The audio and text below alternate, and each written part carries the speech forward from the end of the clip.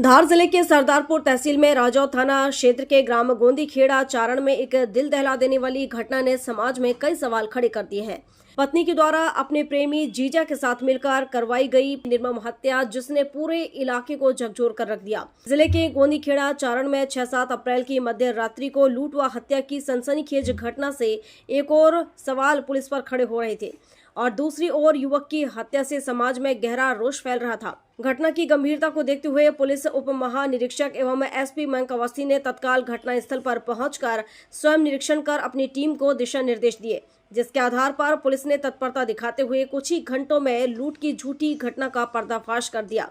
युवक देव कृष्ण पुरोहित की हत्या का भी खुलासा कर दिया। पुलिस ने इस घटना में देव कृष्ण पुरोहित की पत्नी प्रियंका पुरोहित तथा उसके प्रेमी जीजा कमलेश पुरोहित को गिरफ्तार किया है। घटना का खुलासा होने के बाद आक्रोशित समाज भी स्तब्ध रह गया। कोई सोच भी नहीं सकता था कि ग्रामीण परिवेश में पली बड़ी युवती अपने ही जीजा के प्रेम जाल में फंसकर अपने जीजा के साथ मिलकर पति देव कृष्ण को मौत के घाट उतारने के लिए 1 लाख रुपए की सुपारी देकर उसकी निर्मम हत्या करा देगी। जीजा साली के इस अंधे प्यार ने न केवल पवित्र बंधन को शर्मसार किया, बल्कि 4 परिवारों को भी सकते में डाल दिया है। पुलिस की तत्परता से की गई कार्यवाही से जहां इस सनसनीखेज झूठी लूट की घटना और हत्या का मामला समाज के सामने आ गया, लेकिन इसी के साथ कई सवाल भी समाज के सामने खड़े हो गए हैं। खासकर उस अभागी बेवा माँ खींची बाई का वह सवाल कि क्या अब घर में बहू लाना भी इतना खतरनाक हो गया है कि एक साधारण परिवार के इकलौते निर्दोष बेटे की इस तरह से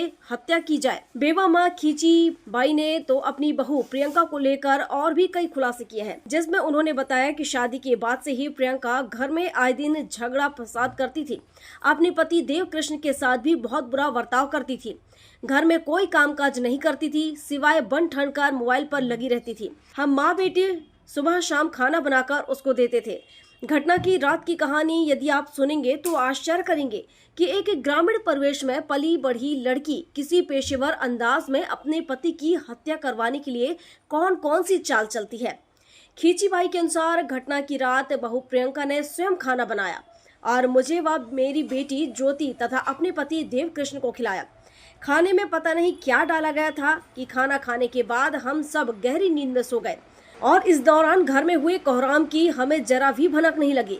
हम ऐसे सोए रहे, मेरा बेटा देव कृष्ण भी गहरी नींद में सोता रह गया। मृतक देव कृष्ण की छोटी बहू ज्योति ने तो कई बार अपनी भाभी ज्योति और उनके प्रेमी जीजा को घर से बाहर बातचीत करते देखा था। ज्योति के अनुसार इस बात की जानकारी भाई देव कृष्ण को भी थी, लेकिन सामाजिक ताने बाने में ढले देव कृष्ण ने समाज के डर से अपनी पत्नी प्रियंका को कुछ भी नहीं कहा और उसकी सभी जिदों को पूरी करते हुए सब कुछ सहा। देव कृष्ण और उसके परिवार की सहनशीलता का नाजायज फायदा उठाते हुए आखिरकार प्रियंका ने वह खतरनाक खेल खेला जिसकी कोई कल्पना भी नहीं कर सकता था। आपको बता दें कि देव कृष्ण पुरोहित की शादी महाराष्ट्र के पन्नाखेड़ी गाँव की प्रियंका से हुई थी। कमलेश पुरोहित की भी शादी प्रियंका के परिवार में ही हुई थी। एक ही परिवार में शादी होने से प्रियंका और कमलेश का जीजा साली का रिश्ता था। कमलेश पुरोहित राजगढ़ में रहकर ढाबा चलाता है और उसकी आड़ में कई अवैध कारोबार भी करता है। यह बात गोंदी खेड़ा के ग्रामीणों ने बताई है। जीजा साली के इस रिश्ते की आड़ में प्रियंका और कमलेश के बीच पिछले 10 से 12 वर्षों से अफेयर चल रहा था, लेकिन इन दोनों के बीच प्रियंका को यही लगता था कि उसका पति देव कृष्ण उसके प्यार भरे रास्ते पर कांटा बना हुआ है, जिसे हटाने की योजना जीजा साली ने बनाई और पति को खत्म कर दिया। इस घटना में सिर्फ पति की ही हत्या नहीं हुई, इसमें बहू, भाभी, पत्नी तथा साली व जीजा के रिश्तों की भी हत्या हुई है। बेवफा पत्नी प्रियंका और उसका जीजा प्रेमी कमलेश अब सलाखों के पीछे है, लेकिन हत्यारा अभी भी फरार है, जिसकी पुलिस सरगर्मी से तलाश कर रही है। इस सनसनीखेज हत्याकांड को लेकर न केवल चारण समाज में गहरा आक्रोश देखा जा रहा है, बल्कि इस घटना को लेकर अन्य समाज भी अब सड़कों पर उतरकर हत्यारों को फांसी की सजा देने की मांग कर रहे हैं। इस हत्याकांड के विरोध में आज राजपूत ब्राह्मण समाज मृतक देव कृष्ण के परिवार को न्याय दिलाने के लिए नारेबाजी करते हुए सरदारपुर एसडीएम कार्यालय पहुंचे, जहां उन्होंने एसडीएम को ज्ञापन देकर हत्यारों को जल्द से जल्द फांसी देने की मांग की तथा प्रभावित चारण परिवार को आर्थिक सहायता दी जाने की भी मांग की। देव कृष्ण की हत्या के बाद परिवार और समाज के दिनेश चारण ने सरदारपुर एसडीएम को ज्ञापन सौंपा था, जिसमें मांग की गई है कि आरोपियों के खिलाफ फास्ट ट्रैक कोर्ट में मामला चलाकर फांसी की सजा दी जाए तथा आरोपियों के घरों पर बुलडोजर चलाया जाए और पीड़ित परिवार को आर्थिक मुआवजा दिलाया जाए।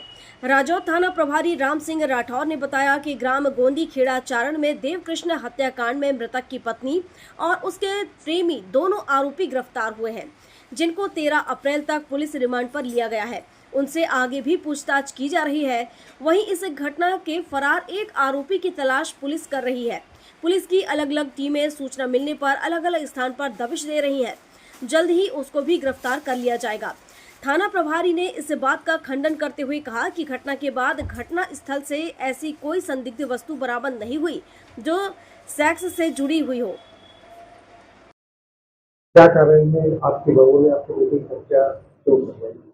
मेरी बहू मेरे बेटे को बिल्कुल पसंद नहीं करती थी, तो बहुत परेशान करती थी क्योंकि उसका दूसरे के साथ अफेयर चल रहा था इसी कारण से। और उसका व्यवहार हमारे साथ बिल्कुल दिन रात झगड़ा, रात को चैन से सोने भी नहीं देती थी। झगड़े के अलावा कुछ भी नहीं, ना कुछ काम करती थी ना कुछ भी नहीं, बस सोना, तैयार होना, सजना संवरना, वही उसका काम था, बाकी कहीं नहीं। आपके बेटे क्यों पसंद नहीं करती? वो दूसरे कमलेश पुरोहित के साथ उसका अफेयर चल रहा था। 10-12 साल पहले का अफेयर चल रहा था, इसलिए। कमलेश कौन? कमलेश राजगढ़ का रहने वाला है। कमलेश पुरोहित हमारे समाज का ही है। प्रियंका का उसका बॉयफ्रेंड, रिश्तेदारी में उसका जीजा लगता है। जीजा के साथ करते हैं? हाँ, जीजा के साथ अफेयर। उस दिन क्या हुआ? उस दिन उसी ने खाना बनाया शाम का, हमारे सबका खाना, नहीं तो वो नहीं बनाती, हम ही बनाते। और उस दिन उसी ने बनाया और पता नहीं उसमें क्या मिलाया, तो हम तीनों सोए रहे, हम दोनों माँ बेटी भी रहे, हमारी भी नींद नहीं खुली। वो लड़के को भी पता नहीं दूध में भी कुछ डाल के दिया और पकौड़े बनाए, उसमें भी कुछ खिलाया, हम नहीं उठ पाए। सोया का सोया रह गया, पूरा सिर फाड़ दिया, वो उठ नहीं पाया। क्या मामला, क्या मांगे? मामला तो विदित ही है। जो 7 अप्रैल की जो घटना है वो दर्दनाक घटना थी। एक मासूम बच्चे को अचेत अवस्था में, जब वो सोया हुआ था, ऐसी अवस्था में उसके ऊपर वार करके उसे मृत्युदंड दिया गया, मतलब मौत के हवाले कर दिया गया। और इन सारी घटनाओं को सामने होते हुए भी हम पुलिस प्रशासन की धीमी कार्रवाई से बहुत परेशान हैं। क्या चाहते हैं आप? हम ये चाहते हैं कि त्वरित यूपी की तर्ज पर भाई, एक ही तो सरकार है, प्रशासन वही है, भारत का कानून एक है, कानून व्यवस्था एक है, उसके बाद अलग अलग तरीके से ये कार्रवाई 3 दिन से लोग इनको इधर उधर लेके घूम रहे हैं। तो ये सब क्या है? ये हमारे धैर्य की परीक्षा ले रहे हैं। और अगर ऐसा हुआ है तो हम एक बड़े आंदोलन के लिए भी तैयार हैं। तुरंत और त्वरित कार्रवाई में 24 घंटे के अंदर इनके हत्यारों को फांसी भी देना और उसके बाद बुलडोजर कार्रवाई तुरंत होना चाहिए। इस व्यवस्था में इतनी धीमी गति से कार्रवाई चल रही है जिससे हम संतुष्ट नहीं है और ये हमारे धैर्य की परीक्षा है।